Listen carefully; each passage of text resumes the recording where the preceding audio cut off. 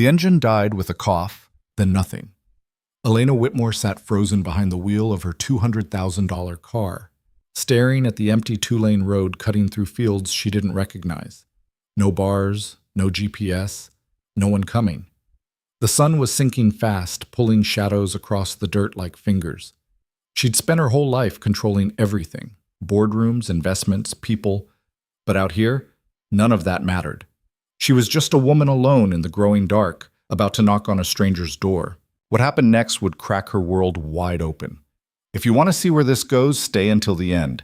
Hit that like button and drop a comment with your city so I can see how far this story travels. Elena had driven this route 100 times, but never alone and never this late. The meeting in Ashford had run long, some local investor pitching a development she'd ultimately passed on, and she'd waved off her assistant's offer to arrange a driver. She liked the quiet, liked the control, liked not having to make small talk for 2 hours while someone else decided the speed. But now the quiet felt different. She tried the ignition again. Click. Nothing. The dashboard stayed dark. She pulled out her phone, already knowing what she'd find.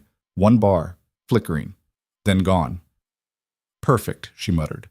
She popped the hood and stepped out into air that smelled like cut grass and dirt. The car sat halfway onto the gravel shoulder, sleek and black and completely useless. She stared at the engine like it might apologize. It didn't. Elena Whitmore was 32 years old, worth somewhere north of 50 million depending on the quarter, and she had no idea how to jumpstart a car. She could negotiate a merger in 3 languages, could read a balance sheet in her sleep, could walk into a room full of hostile investors and walk out with their signatures. But this? A dead car on a country road with the sun going down? She was as helpless as anyone else. She looked around. Fields on both sides, stretching toward distant tree lines. A barn maybe half a mile back, roof sagging like it had given up years ago.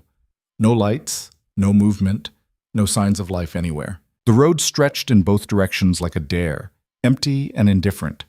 Then she saw it. A glow, faint and amber, off to the left through a thin line of trees maybe a quarter mile in. She locked the car out of habit, though who the hell would steal it out here, and started walking. Her heels sank into the soft shoulder with each step, and she could feel blisters forming already. The air was getting colder, that sharp autumn cold that comes on fast once the sun starts dropping. She wrapped her arms around herself and kept moving. The farmhouse sat back from the road, small and plain, with a porch that looked like it had been rebuilt more than once, white paint peeling in places, a metal roof that had seen better decades. The light came from a single window on the first floor, warm against the deepening blue of dusk. A rusted truck sat in the driveway, 1 tire flat, weeds growing up around the wheel wells. Chickens moved around in a wire pen near the side of the house, clucking low and settling in for the night. Elena stopped at the edge of the gravel, suddenly aware of how she looked. Silk blouse that probably cost more than a month of groceries for whoever lived here. Tailored slacks with mud on the cuffs now. Heels that were already ruined. Her hair was still perfect. She'd had it done that morning, and she wore a watch that cost more than most people's cars. She didn't belong here, and anyone who opened that door would know it immediately. But her phone was dead, her car was dead, and it was getting cold fast. She could see her breath now. She climbed the porch steps. They creaked under her weight, and knocked. Footsteps inside heavy, heavy and deliberate. A man's voice, low and cautious. Just a second. The door opened. He was tall, broad-shouldered, maybe 30, with dark hair that needed a cut and a face that looked like it had forgotten how to rest. Deep lines around his eyes. A jaw that stayed tight even when he wasn't talking. He wore jeans that had seen actual work and a faded flannel shirt with the sleeves rolled to the elbows. His hands were scarred and calloused, fingernails rimmed with dirt that didn't wash out. He looked at her for a long second, taking in the expensive clothes and the lost expression, then past her toward the road where her car sat invisible in the gathering dark, then back. "Help you?" he asked. His voice was careful, like he was used to things going wrong. "My car broke down," Elena said. "About a quarter mile back. I don't have signal." He nodded slowly like he was working through a problem in his head. "You hurt?" "No, just stuck." "All right." He stepped back, pulling the door wider. "Come in. I'll see what I can do." She hesitated. Every instinct from her life in the city told her this was a bad idea. You didn't go into strangers' houses. You didn't trust people you didn't know. You kept your guard up and your options open. But she was out of options. "It's fine," he said, reading her hesitation. "I'm not going to bite." Elena stepped inside. Boy, the house was small, clean in the way that meant someone tried even when they were tired. A couch with a quilt draped over one arm, the fabric worn soft from years of use.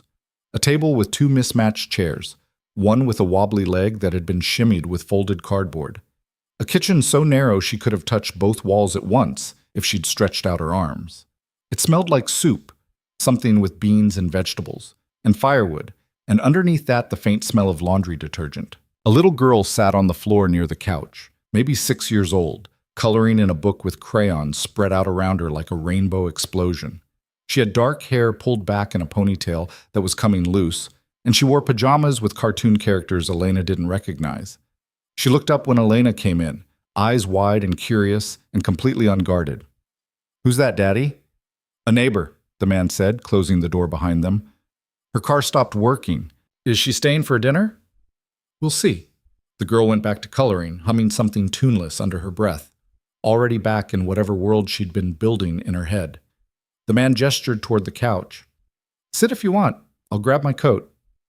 "Thank you," Elena said, her voice coming out smaller than she intended. He disappeared into a back room.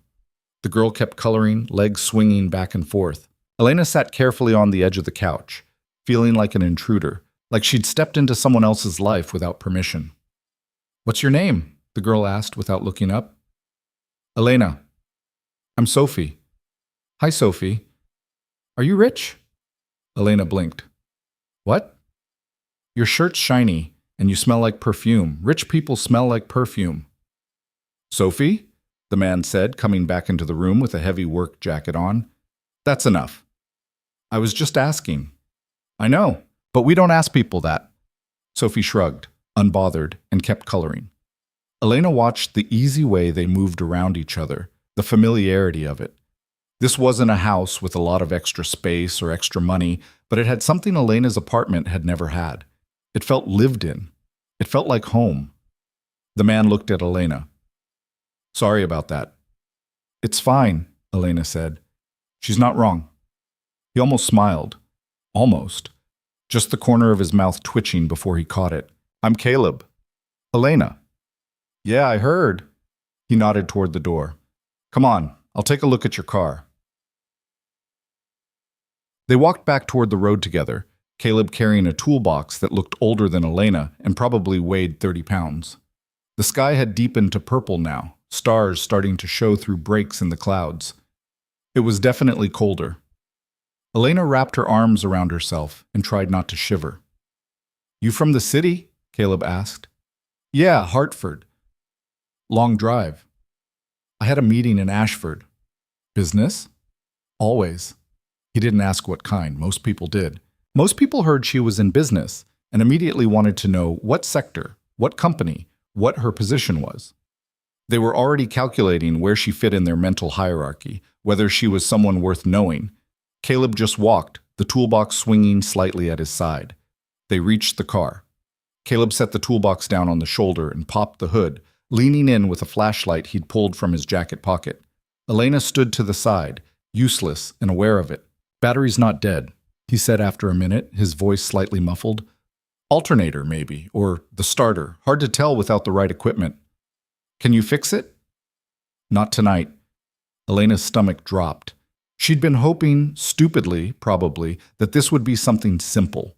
A loose wire, a quick fix. 5 minutes and she'd be back on the road. "What does that mean?" she asked. "Means I'd need parts. And a lift, probably, to get underneath and see what's really going on." He straightened, wiping his hands on his jeans. The motion left streaks of grease. "You got someone you can call to come get you?" "No signal, remember?" "Right."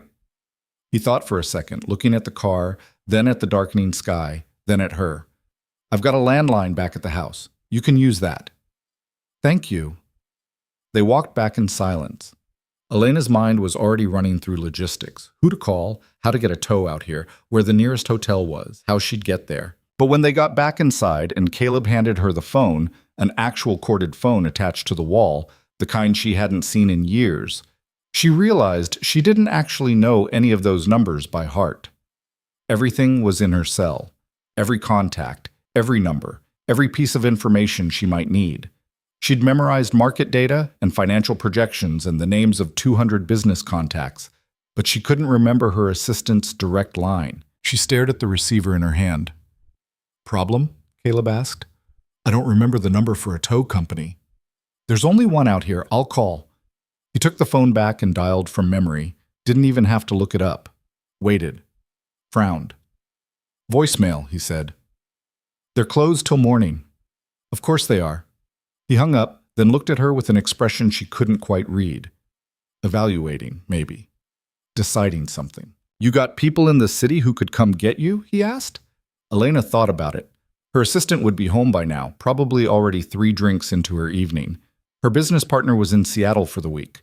She had friends, sort of, but the kind of friends who expected advance notice and wouldn't drive 2 hours into the middle of nowhere at night.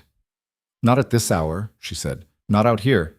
Caleb looked at her, then at the clock on the wall, an old analog thing that ticked loudly in the quiet. 7:45. "You can stay here tonight," he said. "I'll take you into town first thing tomorrow morning, get the car sorted." Elena stared at him. "You don't even know me." "Don't need to." "I could be anyone. I could be, I don't know, dangerous or something." "Could be. But your car's broke and it's getting dark and cold, so it doesn't really matter, does it?" She didn't know what to say to that. In her world, everything was transaction. You gave something to get something. You built relationships because they were useful. You helped people when it served your interests. This man was offering to help her because she needed help. That was it. No angle. No calculation. "Sophie's already asleep in the only bedroom," he continued, like it was decided. "But the couch folds out. It's not fancy, but it's warm. There's a bathroom down the hall. You need anything else? Just ask." "I can't just—" "You can," he said simply. "It's fine." Elena felt something unfamiliar twist in her chest, something uncomfortable. She wasn't used to people doing things without wanting something back, without keeping score. "Okay," she said quietly. "Thank you. Don't mention it." "What?" Caleb reheated the soup, some kind of vegetable and bean thing, thick and plain, seasoned with salt and not much else, and set a bowl in front of her at the small table. He poured her water in a mason jar, got himself a bowl and sat across from her. Elena ate without really tasting it, too aware of the strangeness of the situation.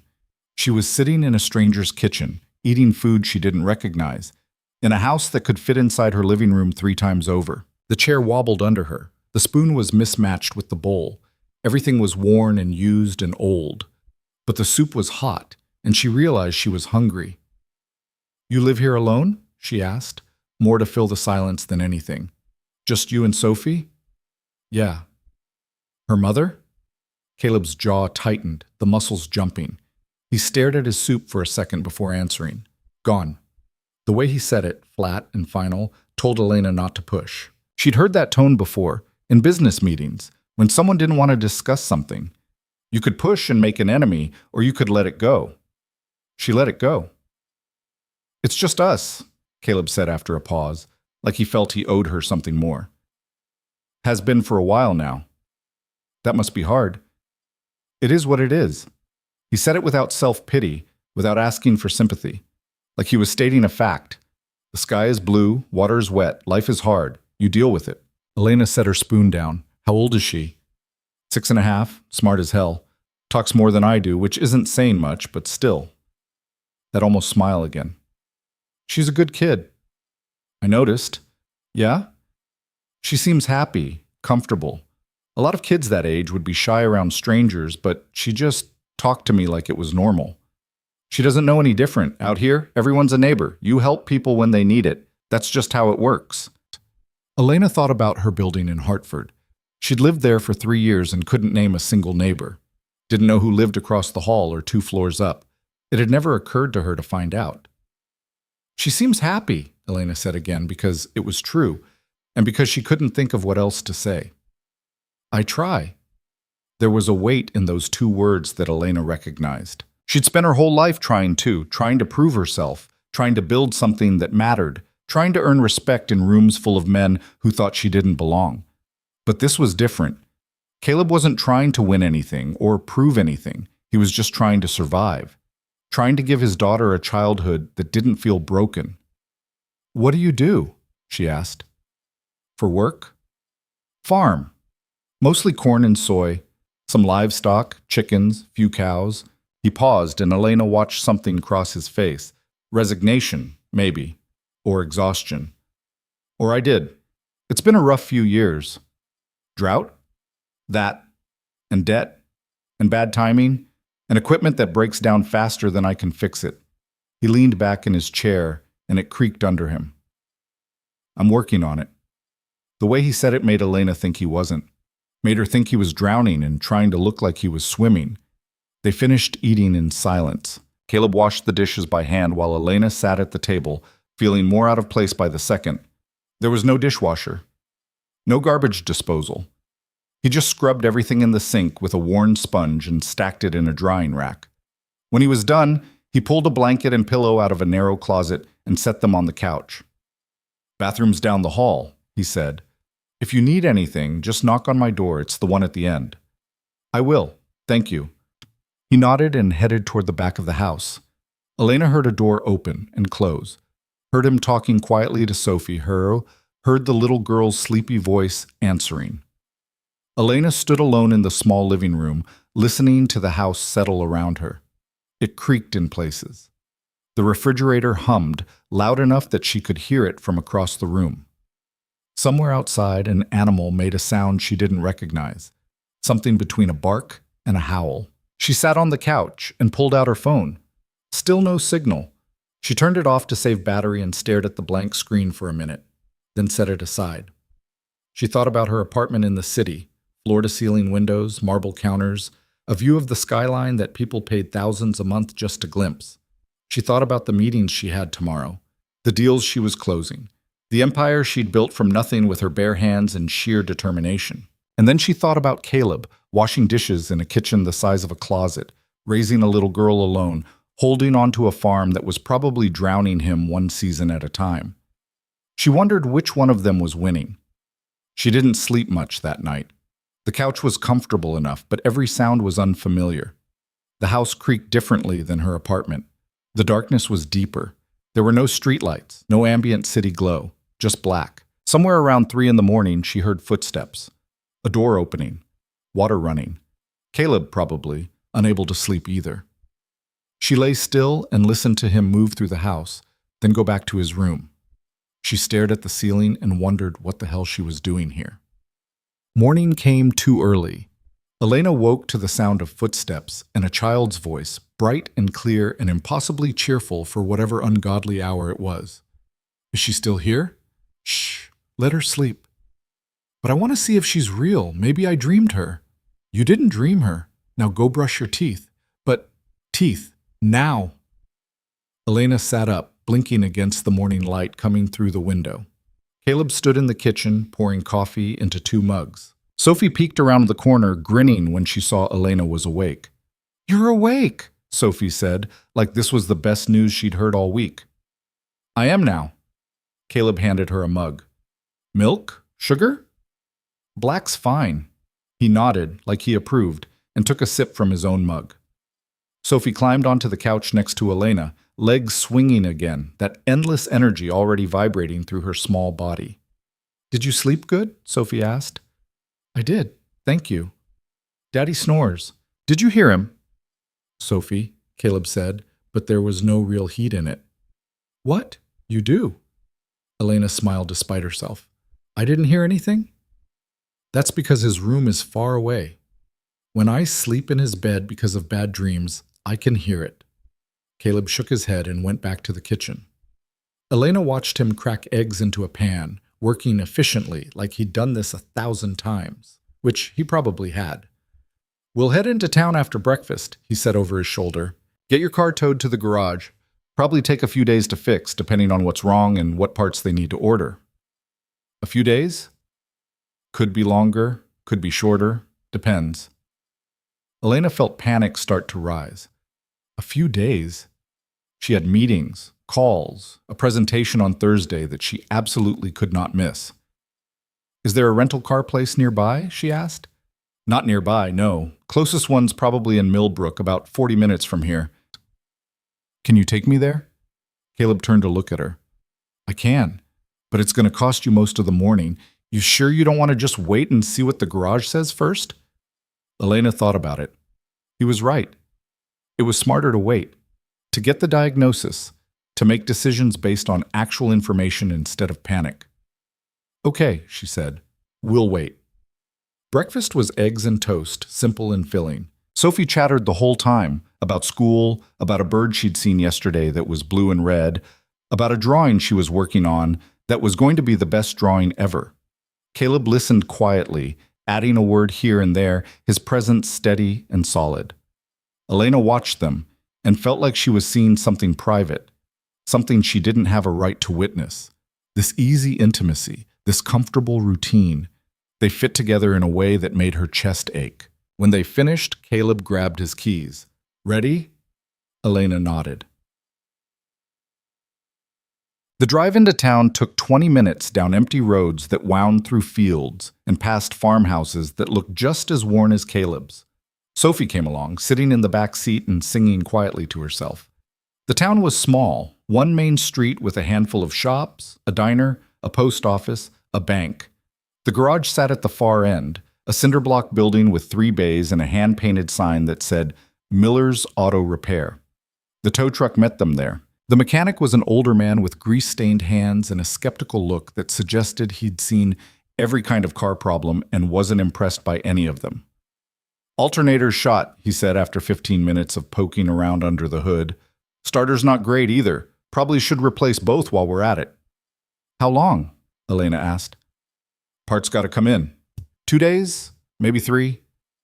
And how much? $1,500, give or take. Elena didn't blink. In her world, $1,500 was a rounding error. Fine. Do it. The mechanic nodded and walked off to make calls. Caleb leaned against his truck, arms crossed, watching her.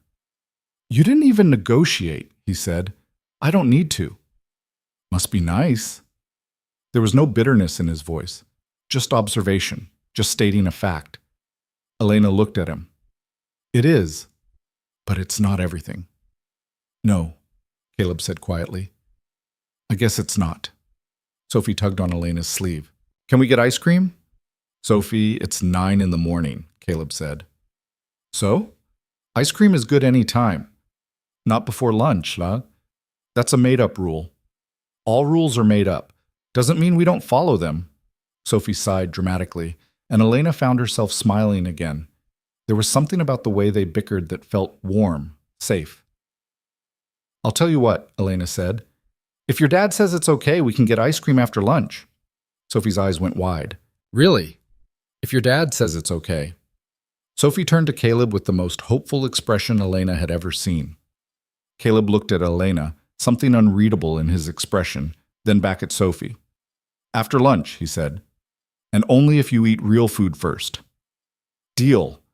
Sophie hugged Elena's legs, quick and enthusiastic, then ran off to look at something in the garage. Caleb shook his head. You just made a dangerous alliance. Sorry? Now she's going to ask you for everything I say no to. Is that a problem? Remains to be seen. But he was almost smiling, and Elena felt something warm settle in her chest. They drove back to the farm in comfortable silence. Sophie had fallen asleep in the back seat, worn out from the excitement of the morning. When they pulled into the driveway, Caleb carried her inside and laid her on the couch, covering her with the quilt. Elena stood in the kitchen, feeling awkward again. I should probably arrange a ride back to the city. I can work from there while the car gets fixed. You can do that, Caleb said, or you can stay. Stay? You said your car won't be ready for 2 or 3 days. You can stay here. Save yourself the trip back and forth. Caleb, I can't impose like that. You're not imposing. Room's already set up, and honestly, he paused. Sophie likes having you here. She doesn't get a lot of visitors. Elena looked at the little girl sleeping on the couch, peaceful and small.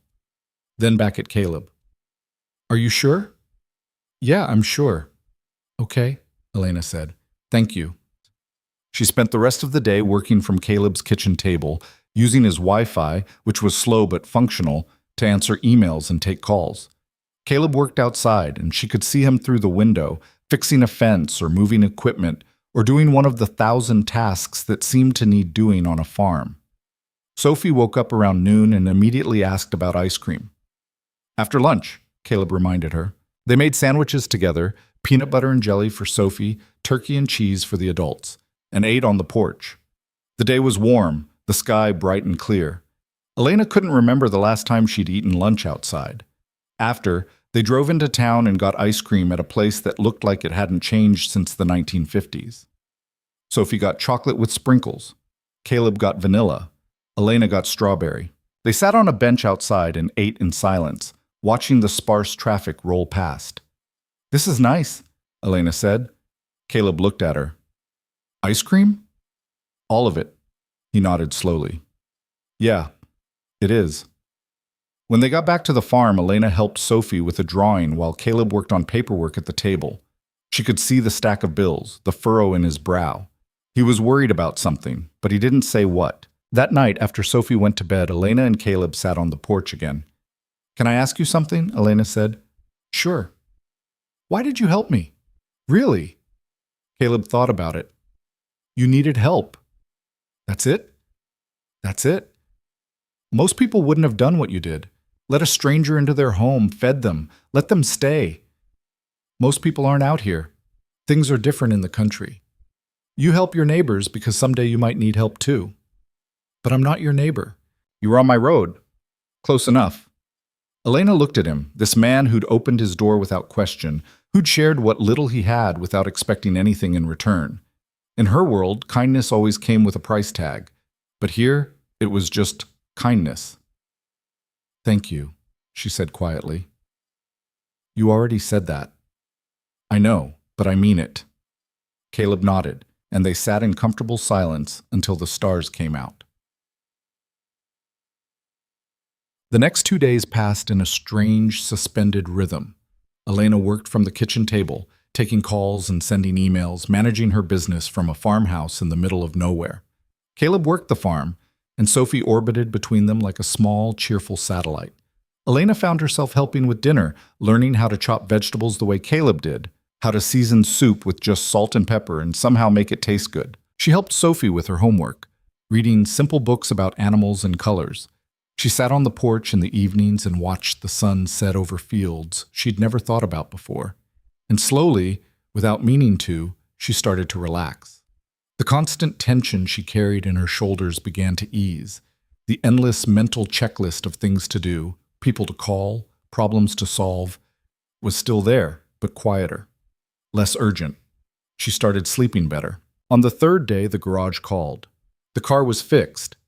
Elena felt something sink in her chest. Relief, yes, but also something else. Something like disappointment. Caleb drove her into town. They didn't talk much. Sophie sang in the back seat, oblivious to the weight in the air. At the garage, Elena paid the bill and got her keys. The mechanic had done good work. The car started smoothly, no hesitation. She stood next to it, keys in hand, and looked at Caleb. "Thank you," she said, "for everything. Don't mention it. I mean it. You didn't have to do any of this, and you did anyway. Like I said, you needed help." Elena opened her mouth to say something else, but Sophie ran up and hugged her legs. "Are you leaving?" Sophie asked, and her voice was small. "I have to, sweetheart. I've got to get back to work." "Will you come back?" Elena looked at Caleb. He was watching her carefully, expression neutral. "I don't know," Elena said honestly. Sophie's face fell. Elena knelt down to her level. "But I'll tell you what. I'll call. And maybe I can visit sometime, if your dad says it's okay." Sophie looked at Caleb. "Can she, Daddy?" "If she wants to," Caleb said quietly. Elena stood. She wanted to say something, wanted to find words for what the last 3 days had meant, but she couldn't. So she just nodded, got in her car, and drove away. She looked in the rearview mirror and saw Caleb and Sophie standing in the parking lot watching her go, and she felt something crack inside her chest. The drive back to Hartford felt longer than it should have. The city appeared on the horizon, all glass and steel and concrete, and Elena felt nothing. She went back to her apartment. It was exactly as she'd left it, clean, empty, cold. She stood in front of the window, looking out at the skyline she'd conquered, the city she'd made her kingdom, and she felt nothing. She thought about Caleb and Sophie, about the small house and the warm soup, and the way Sophie had asked questions without fear, about the way Caleb had fixed her car without asking for anything in return, about sitting on the porch in the quiet while the stars came out. She thought about the way he'd said, "It is what it is," like acceptance was the only option left, and she wondered what it would take to make it something else. She pulled out her laptop and started searching.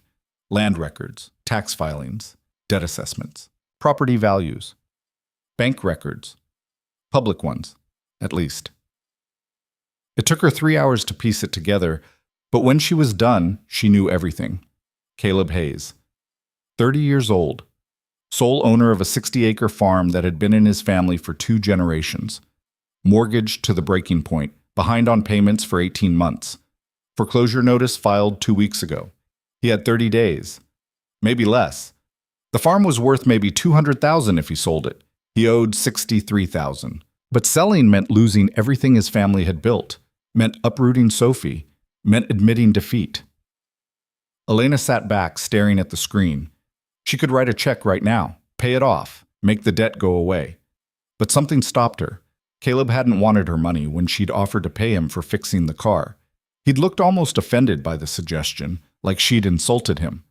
And if she just showed up with a check to pay off his mortgage, he'd refuse. She knew he would. His pride wouldn't let him accept it, so she'd have to do something else, something bigger, something that gave him dignity instead of taking it away. She opened a new tab and started making calls. 3 days passed before Elena made her first move. She sat in her office on the 14th floor, city noise muted by triple-paned glass, and reviewed the file her attorney had compiled. The land surrounding Caleb's farm belonged to a holding company that had gone bankrupt 6 months ago. The parcels were being sold off piece by piece, mostly to developers looking to flip them or turn them into subdivisions. 200 acres, give or take. Cheap, if you knew where to look, and had cash to move fast. Elena knew where to look. She called her lawyer. "I want all of it." "All of what?"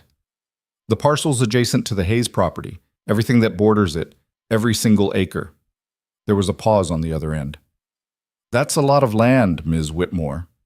What are you planning to do with it?" "I'll figure that out later. Just get it done. It'll take a few weeks to close all those transactions." "I don't have a few weeks. Offer cash. Close it in 7 days." Another pause, longer this time. "All right, I'll make the calls. But Miss Whitmore, this is going to raise questions. People will want to know what you're building. Let them wonder. I want this quiet. No press releases, no announcements, just get the land." "Understood." Elena hung up and stared at the skyline. She'd built her fortune on calculated risks, on seeing opportunities others missed, on being willing to move when everyone else was still thinking. But this wasn't about profit. This wasn't even about logic. This was something else entirely. Her assistant knocked and poked her head in. "Your 2 o'clock is here." "Cancel it." "Ms. Whitmore, it's the Brennan deal. You've been working on this for 3 months. I said cancel it. Reschedule for next week. Tell them something came up." The assistant blinked, nodded, and disappeared. In 3 years of working for Elena, she'd never seen her cancel an important meeting, never seen her deprioritize business. Elena turned back to her computer and pulled up the property records again. She traced the borders of Caleb's farm with her cursor, thinking about the way he'd looked at her when she'd offered him money for fixing the car. Like she'd insulted him, like charity was worse than struggle. She wasn't going to make that mistake again. But she also wasn't going to let him lose everything because of pride. She picked up the phone and started making more calls. Agricultural consultants, sustainable farming experts, equipment suppliers. She spent the next 2 days talking to people who knew about crop rotation and soil management and irrigation systems and livestock integration. She asked 1,000 questions and took notes on everything. By the end of the week, she had a plan. Tut. Caleb stood in the barn, staring at the stack of bills on the workbench. The numbers hadn't changed since yesterday, or the day before, or the day before that. He'd checked them so many times he had them memorized. $63,417. That's what he owed. The bank had been patient, more patient than they needed to be, more patient than he deserved, but patience had limits. The foreclosure notice was pinned to the wall above the bench with a rusty thumbtack, official and final and impossible to ignore. He had 3 weeks left, 21 days. Sophie's voice drifted in from outside, singing something she'd made up, probably to the chickens. Caleb closed his eyes and listened. She didn't know. He'd made sure of that. As far as Sophie was concerned, everything was fine. Daddy was fixing the tractor. Daddy was planning the backfield. Daddy had it all under control. Daddy was lying. He'd been lying for months, lying every time she asked if they were okay. Lying every time she wanted something, and he said maybe later. Lying through his teeth because the alternative was telling his 6-year-old daughter that they were about to lose their home. He folded the bills and shoved them in a drawer. There was work to do. There was always work to do. Standing here staring at numbers he couldn't change wasn't going to help anything. He walked outside and found Sophie sitting on the porch steps, drawing in her notebook with crayons that were worn down to stubs. "What are you working on?" he asked. "A picture for Elena." Caleb stopped. "What?" "A picture. For Elena. The lady who stayed over." "Why?" Sophie shrugged like it was obvious. "She was nice. I liked her. I want her to have a picture." Caleb sat down next to his daughter. The wood was warm from the sun. "Sweetheart, you know she's not coming back, right?" "Why not?" "Because she lives in the city. She's got her own life, her own work, her own everything." "So?" "So people like her don't come out here unless they have to. She was just passing through." Sophie looked at him with those big, serious eyes that made her look older than 6. "Did you like her?" "What?" "Did you like her? I saw you smiling when she was here. You don't smile a lot." Caleb didn't know how to answer that. He'd liked that Elena hadn't treated him like a charity case or like a failure. He'd liked that she didn't ask 1,000 invasive questions or talk down to him the way some people from the city did when they ended up out here. He'd liked the way she'd sat at his table and eaten his simple food without pretending it was something it wasn't or complaining that it wasn't fancy enough. He'd liked the way she'd looked at Sophie with genuine interest, not that fake politeness adults sometimes used with kids. He'd liked her. But liking someone didn't mean anything, didn't change anything. "It doesn't matter," he said finally. Sophie went back to drawing, but she had that stubborn set to her jaw that meant she wasn't letting it go. "I think she liked you too." "What makes you say that?" "She smiled at you. A lot. She smiled at you too. Not the same way." Caleb shook his head. 6 years old and already reading people better than he could. She got that from her mother, probably. The ability to see what people weren't saying. "Finish your picture," he said, standing. "I've got to check the fence line." He spent the rest of the day walking the perimeter of his property, checking for breaks in the wire, tightening posts that had worked loose over the winter. Physical work that kept his hands busy and his mind from spinning out. But he kept thinking about Elena anyway. The way she'd looked standing in his kitchen in her expensive clothes, completely out of place but somehow fitting in anyway. The way she'd talked to Sophie like she mattered. The way she'd insisted on helping with dinner even though she clearly had no idea what she was doing. He wondered if she'd made it back to the city okay. Wondered if she'd already forgotten about the 3 days she'd spent here. Probably. People like her had busy lives, important things to do. He was just a detour, a minor inconvenience on the way to somewhere else.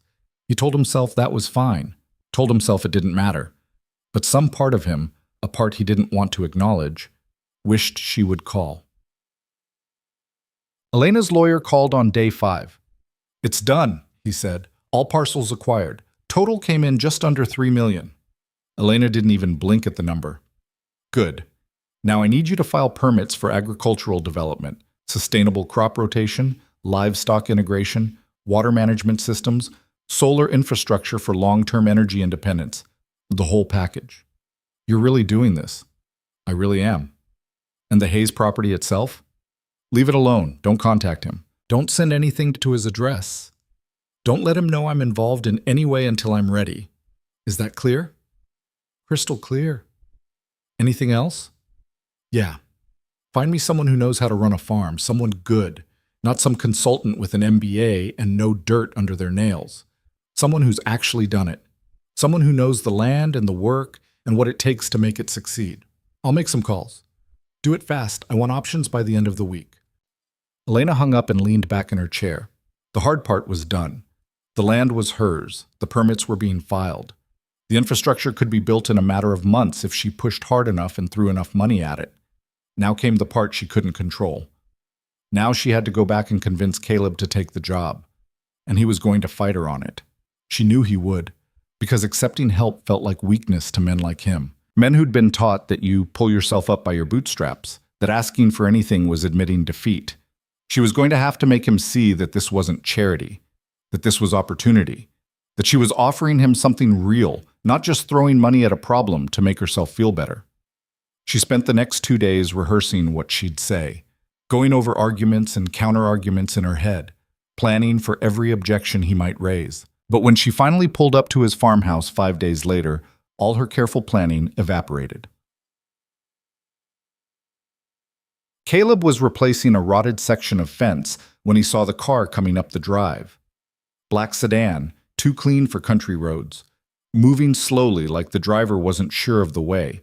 He knew who it was before the door even opened. Elena stepped out, and this time she'd dressed differently. Jeans instead of slacks, a plain jacket instead of something expensive and tailored. She still looked like she didn't quite belong, but she was trying. She walked toward him slowly, hands in her pockets, and Caleb set down the hammer he'd been holding.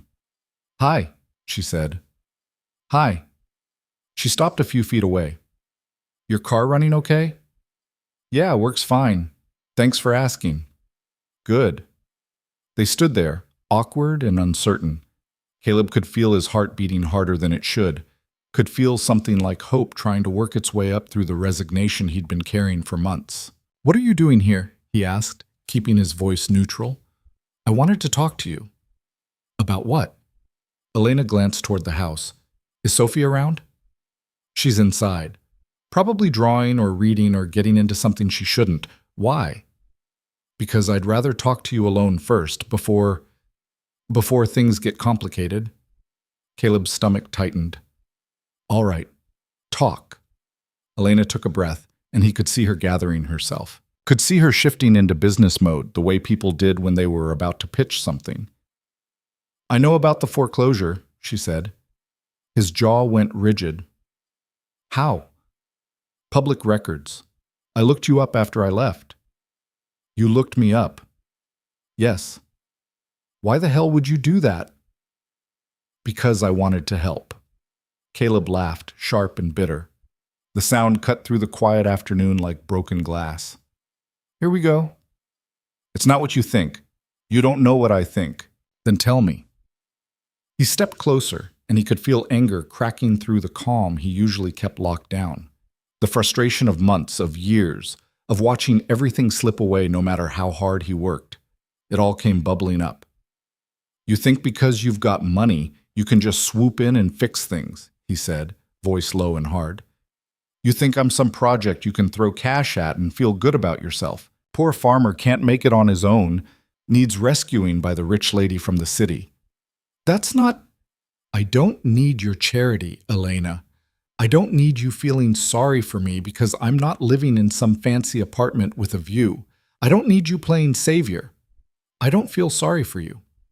"Then what the hell is this?" "It's an opportunity." She said it louder than she meant to, and it stopped him, made him actually look at her instead of just throwing his anger at her. She took another breath, steadying herself. "I bought the land around your farm, 200 acres.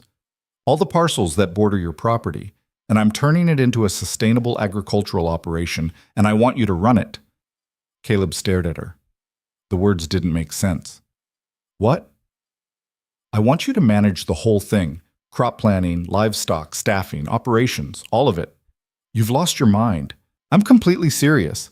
You don't even know me. You spent 3 days here and now you want to hand me control of 200 acres and however much money. What, millions? Tens of millions? I know enough." "You know nothing. You spent 1 night here because your car broke down. And I saw how you work," Elena interrupted. "I saw how you think. I saw how you take care of your daughter and this place even when it's falling apart around you." I saw you fix my car with tools that are older than I am and make it work anyway. I saw you help a complete stranger without asking for anything in return. She stepped closer. You're not a quitter, Caleb. Even when you should be.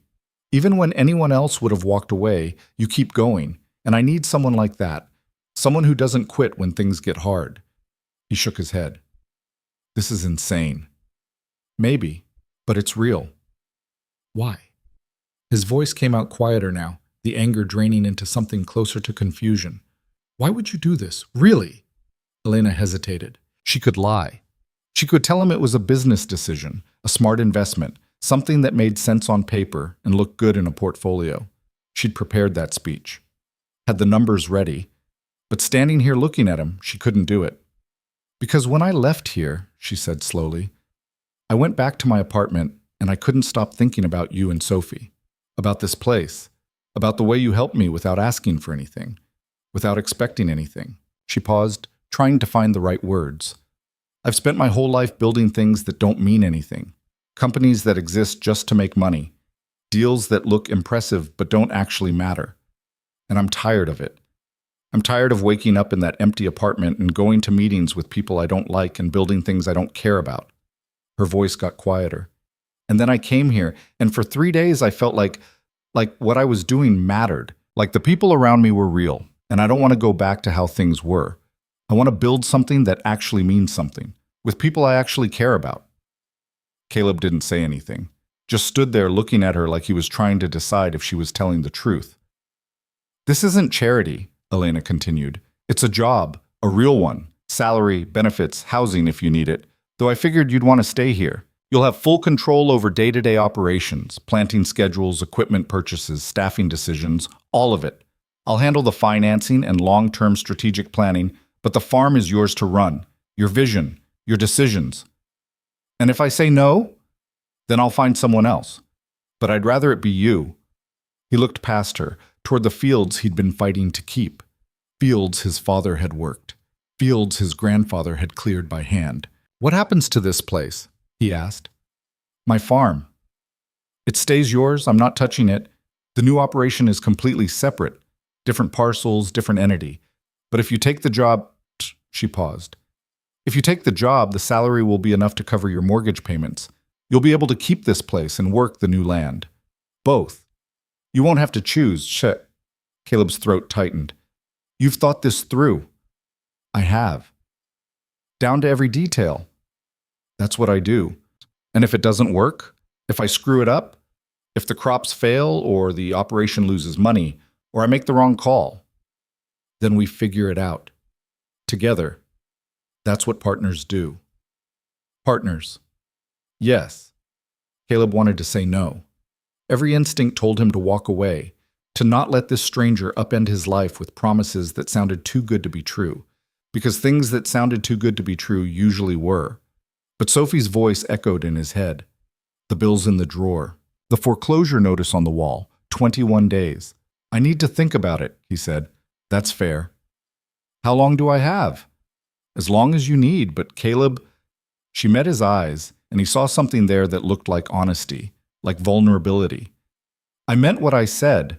This isn't about pity. You'd be doing me a favor as much as I'm doing you one. Maybe more. He almost believed her. I'll think about it, he said again.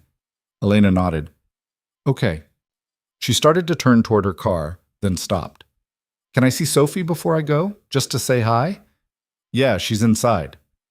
They walked to the house together. Sophie was at the kitchen table, surrounded by crayons and paper, working on something with intense concentration. Sophie, Caleb said, you've got a visitor. Sophie looked up and her face lit up like the sun. Elena! She jumped up and ran over, throwing her arms around Elena's waist. Elena hugged her back, and Caleb saw her eyes close for just a second, saw something shift in her expression. I finished your picture, Sophie said, pulling back. Want to see? I'd love to. Sophie dragged her to the table and showed her a drawing of 3 people, stick figures, but clearly people. A tall one with dark hair, a small one with a ponytail, and a third one with long hair, standing next to the other 2. That's me and Daddy, Sophie said, pointing, and that's you. It's beautiful, Elena said, and her voice sounded thick. You can keep it if you want. Really? Yeah, because you're family now. Elena looked at Caleb over Sophie's head, and something passed between them. Something neither of them had words for. Thank you, sweetheart, Elena said quietly. I'll treasure it. She stayed for another 20 minutes, talking to Sophie about school and drawings and a book Sophie was reading. Then she stood to leave. Think about what I said, she told Caleb at the door. I will. And call me. Even if the answer is no, I want to hear from you either way. Okay. She walked to her car, and this time, when she drove away, Caleb stood on the porch and watched until she was out of sight. Sophie came and stood next to him. Is Elena going to help us, Daddy? Maybe. I hope so. I like her. Yeah, Caleb said quietly. Me too. That night, after Sophie went to bed, Caleb sat at the kitchen table with a beer he wasn't drinking and stared at nothing. Elena's offer didn't make sense. People didn't do things like that. They didn't buy 200 acres of land and hand over control to someone they'd met once. They didn't offer jobs that solved every problem you had without asking for something in return. But she had. He thought about the way she'd looked at him when she'd said she was tired of building things that didn't mean anything. Like she'd spent her whole life chasing something and come up empty. Like she was as lost as he was, just in a different way. He knew that feeling. He pulled the foreclosure notice off the wall and read it again. 21 days, that's all he had. After that, the farm was gone. The house was gone. Everything his father and grandfather had built, just gone. He could take Elena's offer and keep it. He could give Sophie stability, a future, a home that didn't disappear because he couldn't make the payments. Or he could say no and lose everything out of pride. He crumpled the notice and threw it across the room. Pride was expensive, and he couldn't afford it anymore. Elena didn't hear from Caleb for 4 days. She told herself that was fine, that he needed time, that pushing him would only make things worse. That patience was a virtue and all those other things people said when they were trying not to go crazy waiting for an answer. But she checked her phone every 20 minutes anyway. On the 5th day, her lawyer called with an update on the permits. Everything's moving forward. We should have approval within the month. Good. But hold off on any actual construction. Why? Because I don't know if I have a manager yet. Ms. Whitmore, you can't build a multi-million-dollar agricultural operation without knowing who's going to run it. I know. That's why we're waiting. She hung up before he could argue further. She tried to focus on her other work. She had 3 deals in motion, a board meeting in 2 days, a keynote speech she was supposed to deliver next week that she hadn't started writing. But none of it held her attention. All she could think about was whether Caleb was going to call, and what she'd do if he didn't. On day 6, she almost drove back out to the farm, actually got in her car and made it halfway there before she turned around. This had to be his choice. She couldn't push, couldn't manipulate. If he said yes because she'd pressured him or guilted him or made him feel like he had no other option, then it wasn't real. And she needed it to be real. Sophie noticed something was wrong with her dad. Daddy? Are you sad? She asked over breakfast on day 4. No, sweetheart, just tired. You're always tired. Yeah, well, that's what happens when you get old. You're not old. Tell that to my back. She giggled, but her eyes stayed serious. Too serious for a 6-year-old. Are we going to have to move? Caleb's chest went tight. What? Emily at school said her family had to move because they didn't have enough money for their house anymore. Are we going to have to move? He set down his coffee. Who told you that? Nobody told me. I just heard you talking on the phone last week. To the bank. He should have known. Sophie heard everything, noticed everything. We're not moving, he said, and he hated that he might be lying. Promise? He looked at his daughter, her wide eyes, her messy hair from sleep, the crayon stains on her fingers that never quite washed out, and he couldn't lie to her. I'm working on it, he said. Is Elena going to help? What makes you think that? Because she's nice, and she's rich. Rich people can fix things. Caleb pulled her into a hug, kissing the top of her head. It's not that simple, kiddo. Why not? Because it just isn't. But later, after he'd dropped Sophie off at school and driven back to the empty house, he stood in the kitchen and pulled out his phone. He stared at Elena's number for a long time. 3 weeks. That's all he had left. He could keep fighting alone and lose everything, or he could take the hand someone was offering. He hit call. Elena answered on the second ring. Caleb? Yeah. Are you okay? I'm fine. He paused, suddenly not sure what to say. I've been thinking about your offer. And? I've got questions. Okay, ask. If I take this job, I want it in writing. Contract, terms, expectations, everything. I'm not doing this on a handshake. Done. My lawyer can have something drafted by end of week. And I want control, real control. You said I'd be managing operations, but I need to know that means I'm actually making decisions, not just taking orders and executing someone else's plan. You'll have full autonomy over day-to-day operations. I'll review quarterly reports and we'll discuss long-term strategy together. But the actual farming, the planting, the equipment, the crew, the schedules, that's all yours. And if we disagree on something, then we talk about it, like adults, like partners, and we figure it out. He almost smiled. What about Sophie? Elena's voice softened. What about her? This job, it's going to take time, long hours, especially at the start. I can't just leave her alone. I can't ask someone else to raise her while I'm working your farm. So bring her with you. There's a school in town, right? We can make it work. We'll figure out the logistics. And Caleb, she paused. I like Sophie. She's welcome anywhere I am. Always. Just like that. Just like that. Caleb closed his eyes. You're really serious about this. I am. Why? I already told you. Tell me again. There was a pause. Then Elena said quietly, because I'm tired of doing things that don't matter. Because I want to build something real. And because when I think about the future, when I try to picture what success looks like, you're in it. You and Sophie and that farm.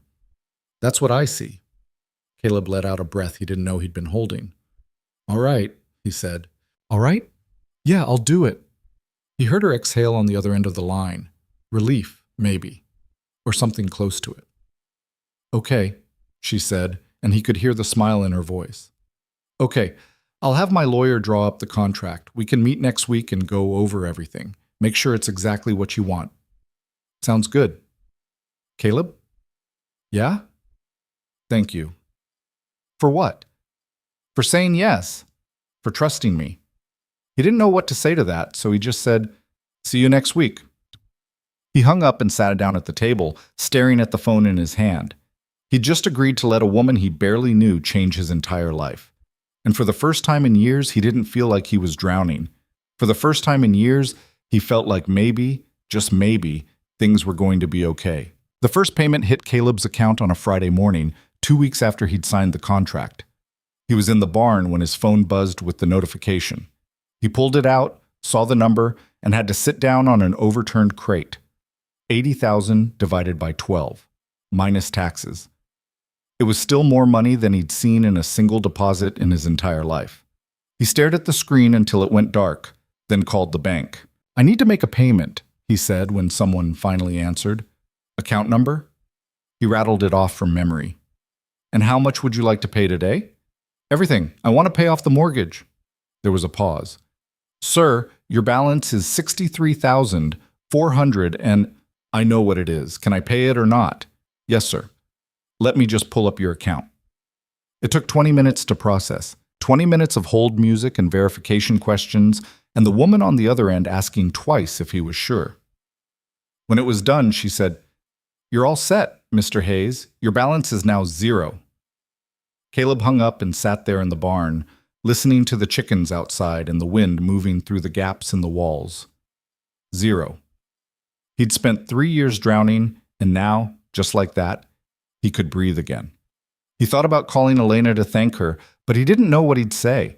This wasn't her doing, exactly. She'd just given him a job. He'd earned the money. But without her, he'd be packing boxes right now, figuring out where the hell he and Sophie were going to go. Instead, he walked back to the house and pulled the foreclosure notice off the wall. He folded it once, twice, then shoved it in the trash. Sophie looked up from her cereal. What was that? Nothing, Caleb said. Just cleaning up. Yum. Construction started 3 days later. Heavy equipment rolled onto the adjacent land, tearing up fields that had been fallow for years.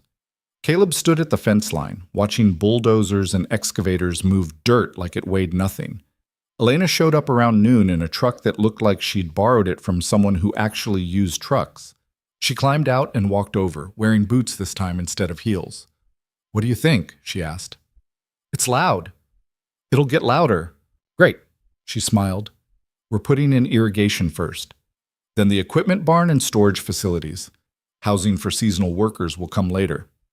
You've got this all mapped out." "I had a lot of help." Caleb glanced at her. "You do this kind of thing before?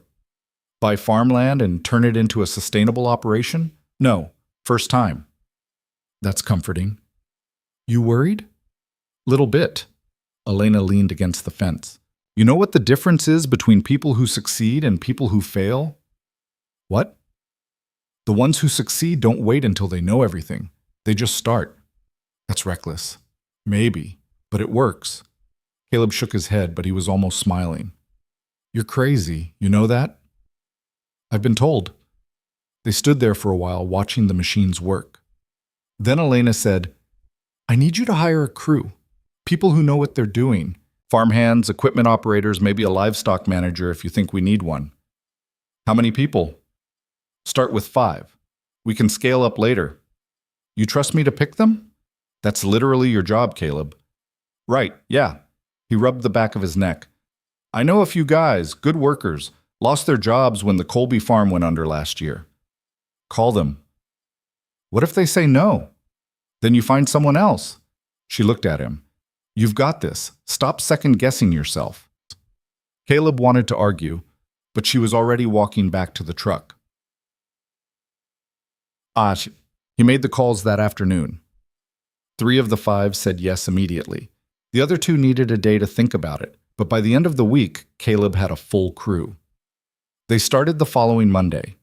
Caleb met them at dawn near the new equipment barn, which was just a concrete slab and a skeleton of steel beams at that point. The men stood in a loose circle, hands in pockets, waiting. Caleb knew most of them, had worked alongside a few over the years, but standing in front of them now, as their boss, felt different. "All right," he said. "You all know why you're here. This is a big project, and it's going to take time to get it right. Miss Whitmore's putting a lot of trust in us, and I don't plan on screwing it up." One of the men, a guy named Ray with a gray beard and a limp, grunted. "She paying overtime?" "Yeah, time and a half after 40 hours. "Benefits?" "Health insurance kicks in after 90 days. Ray nodded. "Then I'm in." The others murmured agreement. Caleb walked them through the plan. Irrigation installation first, then soil testing, then planting rotation starting in the spring. It was November now, so they had time to get the infrastructure right before the growing season. "Any questions?" Caleb asked. A younger guy, maybe mid-20s, raised his hand. "What happens if this doesn't work? If the crops fail or whatever?" "Then we figure it out," Caleb said. "But failure's not the plan." "Easy to say when it's not your money." Caleb bristled. "You think I don't have skin in this? My farm's right next door. If this goes under, I'm out of a job just like you." The kid didn't have a response to that. "Look," Caleb said, softer now. "I get it. You're worried. Hell, I'm worried too. But we've all been on the wrong end of things before. This is a chance to do something that actually works. So let's do the job and see what happens." The men nodded, and Caleb felt some of the tension ease. They got to work. But Elena came by every few days, sometimes more. She'd walk the site, talk to the contractors, review progress reports. But mostly, she talked to Caleb. "How's the crew?" she asked one afternoon, watching the irrigation lines go in. "Good. Ray's a pain in the ass, but he knows what he's doing." "And the soil tests?" "Results come back next week." "Think they'll be good?" "Hope so. Otherwise, we're starting from scratch." Elena pulled a folder from her bag and handed it to him. "I've been working on a crop rotation plan. Take a look and tell me what you think." Caleb flipped through it. Corn, soybeans, cover crops to replenish nitrogen. It was smart. Conservative, but smart. "This'll work," he said. "You sure?" "Yeah." "Good. Because I have no idea what I'm doing." Caleb looked at her, surprised. "You wrote this whole thing."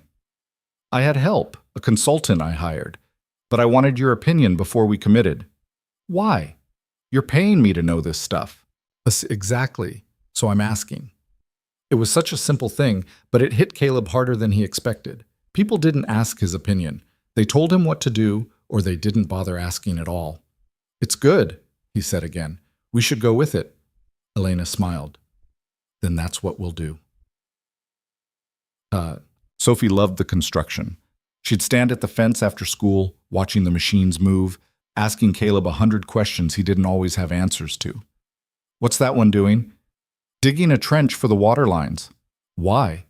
So the crops can get water. Why can't they just use rain? Because rain's not always enough. Oh, she paused. Is Elena going to come today? I don't know, kiddo. I hope she does. I finished her picture. Caleb looked down at his daughter. You really like her, huh? Yeah, she's nice. She is. Do you like her? Caleb sighed. Sophie. It's okay if you do. I won't tell. There's nothing to tell. Sophie grinned like she knew better. Elena did come that day, pulling up just as the sun started to dip. Sophie ran to her before Caleb could stop her, waving the picture like a flag. I made this for you. Elena crouched down, taking the drawing carefully. It showed a house and some stick figures and what might have been a tractor. This is beautiful, Elena said. Is this your house? Yeah, and that's me and Daddy, and that's you. Elena looked at the third stick figure standing next to Caleb. I'm in the picture? Uh-huh, because you're part of the family now. Caleb's chest tightened. Sophie, thank you, Elena said softly, cutting him off. I love it. I'm going to hang it in my office. Sophie beamed. Later, after Sophie went inside, Elena stood with Caleb by the fence, holding the drawing. You don't have to hang it up, Caleb said. I want to. She gets attached easy. I don't want her thinking what? Caleb didn't know how to finish that sentence. Elena folded the drawing carefully. She's a sweet kid, Caleb, and she's right. I do feel like part of this. Maybe that's weird, but it's true. It's not weird. Good. They stood there not talking until the construction crew started packing up for the day. Thanksgiving came faster than Caleb expected. He'd planned to cook something simple, just him and Sophie, same as every year, but Sophie had other ideas. Can we invite Elena? She asked the week before. Sweetheart, she's probably got her own plans. Did you ask? No, but then ask. Caleb sighed. I'll think about it. But Sophie didn't let it go. She asked again the next day. And the day after that. Finally, Caleb broke down and called. Elena answered on the third ring. Hey, everything okay? Yeah, fine. Sophie wanted me to ask if you'd like to come for Thanksgiving. There was a pause. Really? You don't have to. I know you're probably busy. I'm not busy. Oh, I'd love to come. Caleb blinked. Okay, good. Thursday, around 2? I'll be there. He hung up and looked at Sophie, who was grinning like she'd won the lottery. She said yes, Caleb said. Sophie threw her arms in the air. Yes! No. Thursday arrived cold and clear. Caleb spent the morning cooking turkey, mashed potatoes, green beans, rolls from a can because he didn't have time to make them from scratch. Sophie helped, mostly by eating half the ingredients and asking when Elena was coming. She showed up at 2 on the dot, carrying a pie. I didn't make it, she admitted when Caleb opened the door. I bought it, but I thought it was better than showing up empty-handed. You didn't have to bring anything. I know. Sophie appeared behind Caleb. Is that pie? It is. Pumpkin. I love pumpkin. Elena handed it to her, and Sophie carried it to the kitchen like it was made of glass. They ate at the small table, crowded but comfortable. The food was good. Not fancy, but good. Sophie talked non-stop, and Elena listened, asking questions and laughing in all the right places. Caleb watched them, something warm and uncomfortable settling in his chest. After dinner, Sophie fell asleep on the couch, worn out from excitement. Caleb covered her with a blanket and joined Elena on the porch. Thank you for coming, he said. Thank you for inviting me. Sophie's idea. I figured, Elena smiled. but I'm glad she did. They sat in silence for a while, the kind that had become familiar. Can I ask you something? Elena said. Sure. Do you ever think about what comes next? After all this is built and running? Caleb shrugged. I try not to think too far ahead. It never works out the way you plan. Fair. Why? I don't know. I guess I'm just wondering what success looks like. For you. Caleb thought about it. Sophie being okay. That's success. That's it? Yeah, that's it. Elena looked at him, something soft in her expression. You're a good dad, Caleb. I'm trying. You're doing more than trying. He didn't know what to say to that, so he just nodded. Elena stood. I should go. Let you get some rest. Yeah, okay. She started toward her car, then turned back. Caleb? Yeah? I'm really glad I met you. He smiled, small but real. Me too.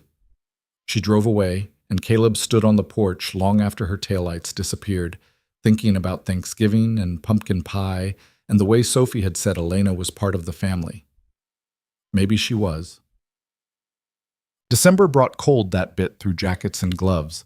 The construction slowed but didn't stop. The irrigation system was finished, the equipment barn enclosed, and the soil tests came back better than expected. Caleb worked longer hours than he'd planned, but he didn't mind. There was something satisfying about watching the project take shape, about knowing his decisions mattered. Elena came by less often. She had year-end business to handle in the city, but she called every few days to check in. How's it going? She'd ask. Good. Ray's complaining about the cold, but we're on schedule. And Sophie? She's fine. Keeps asking when you're coming back. Tell her soon. I will. One night, after Sophie was asleep, Caleb sat at the kitchen table with a beer and his phone. He pulled up Elena's number and stared at it. He wanted to call her. Not about work, just to talk. But he didn't know what he'd say. Didn't know if she'd even want to hear from him outside of project updates. So he set the phone down and finished his beer in silence. Elena showed up 2 days before Christmas, unannounced. Caleb was in the barn when she pulled in, and he walked out to meet her. Didn't know you were coming, he said. Last-minute decision. She pulled a bag from the back seat. I brought gifts for Sophie. You didn't have to do that. I wanted to. Sophie came running out, squealing when she saw Elena. You're here! You're here! Elena hugged her, laughing. I'm here. They went inside, and Sophie tore into the presents like it was already Christmas morning. Books, art supplies, a stuffed animal that looked like a fox. This is too much, Caleb said quietly. It's really not. Elena, let me do this, Caleb. Please. He didn't argue. Later, after Sophie went to bed clutching the fox, Caleb and Elena sat in the living room. The space heater hummed in the corner, and the lights from the small Christmas tree Sophie had insisted on blinked red and green. You doing okay? Elena asked. Yeah, you? Busy, but good. You spending Christmas in the city? Elena hesitated. I don't know yet. You got family? Not really. My parents are gone. No siblings. It's just me. Caleb looked at her, saw the loneliness she tried to hide. You could stay here, if you want. Elena's eyes widened. What? For Christmas. You could stay. Sophie would love it. Caleb, I can't just... Shh. Why not? She didn't have an answer. Look, Caleb said, I'm not great at this stuff, but you've done a lot for us. And Sophie's right. You are part of this. So if you don't have anywhere else to be, then be here. Elena's throat tightened. Okay. Yeah? But then, Christmas morning was chaos. Sophie woke them both up at dawn, dragging Elena out of the guest room Caleb had hastily cleaned the night before. They opened presents by the tree. Small things, nothing extravagant, and ate pancakes that Caleb burned slightly, but no one complained about. Sophie played with her new toys while Caleb and Elena cleaned up. Thank you, Elena said quietly, for letting me stay. You're welcome here any time. I mean it, Caleb. She gestured around the small house. This is the best Christmas I've had in years. He looked at her, really looked, and saw the truth in her eyes. Me too, he said. Nah, man. The project hit a snag in early January. One of the contractors had installed the wrong type of fencing, and it all had to be torn out and redone. It cost time and money, and Caleb spent 3 days on the phone trying to sort it out. Elena came down as soon as she heard. "How bad is it?" she asked. "Bad. We're 2 weeks behind schedule now. Can we make it up?" "Maybe, but it's going to cost." "How much?" Caleb told her. Elena didn't flinch. "Do it." "Elena, do it. We're not cutting corners." He nodded, relieved. They walked the fence line together, Caleb pointing out where the work needed to be redone. Elena listened, asked questions, didn't panic. "You're good at this," Caleb said. "At what?" "Staying calm when things go wrong." Elena laughed. "I've had a lot of practice." "Yeah?" "Yeah, you don't build a business without things going sideways constantly." "How do you deal with it?" "I remind myself that problems are just puzzles, and puzzles have solutions." Caleb smiled. "That's a nice way of looking at it." "It's the only way I know, Shai." By February, the worst of the delays were behind them. The fencing was fixed, the equipment barn fully operational, and Caleb had hired 2 more crew members to help with planting prep. Elena came by on a Saturday, bringing lunch from a deli in town. They ate in the barn, sitting on hay bales, talking about crop yields and market prices. "You sound like a farmer," Elena said. "I am a farmer." "No, I mean, you sound confident, like you know what you're doing." "I'm faking it." "You're not." Caleb set down his sandwich. "Can I ask you something?" "Sure." "Why'd you really do this? And don't say it's because you wanted to build something that mattered. There's more to it than that." Elena was quiet for a long time. Then she said, "When I left here that first time, I went back to my life and realized I hated it. Every single part of it. The apartment, the meetings, the people who only cared about what I could do for them." She paused. "And then I thought about you and Sophie, about the way you helped me without asking for anything, and I wanted that. I wanted to be part of something real." "So this is about you?" "Yeah, it is." She met his eyes. "Is that selfish?" "No," Caleb said. "It's honest." They sat there, the silence heavy but not uncomfortable. "I'm glad you came back," Caleb said finally. "Me too." March brought warmer weather and the start of planting season. The crew worked dawn to dusk, turning soil and laying seed. Caleb was everywhere at once, checking equipment, solving problems, making sure everything stayed on track. Elena watched from a distance, letting him work, stepping in only when he asked. One evening, after the crew had gone home, Caleb found her sitting on the porch of the new office building they'd constructed near the equipment barn. "You okay?" he asked. "Yeah, just thinking." "About what?" "About how different this place looks now.